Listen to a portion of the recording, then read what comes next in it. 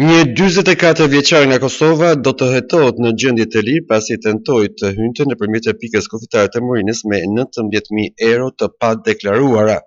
Shuma e parave u gjete pas kontrollit fizik të 44 vjeçarit, i cili ishte pasagjer në makinën tip Audi A8. Parat u sekuestruan nga Blut si provë materiale, në kuadër të punës policore që kryhet në bazë të analizës së rrezikut me objektivin parandalimin, konstatimin dhe goditjen e paligjshme në kufi. Shërbimet e stacionit të policisë kufitare Morin në hyrje të Shqipërisë kaluan për kontroll të detajuar në vit të dytë automitin tip Audi A8, në të cilën ishte pasagjer një shtetas 44 vjeç banues në Prishtinë. Nga kontrolli fizik i atij janë gjetur 19.000 euro që nuk i kishte deklaruar në pikën e kalimit kufitar konform ligjit në fuqi, thuhet në njoftimin e policisë vendore Kukës. Sipas këtij njoftimi, materialet procedurale ju referuan prokurisë së Kukësit për veprime të mëtejshme.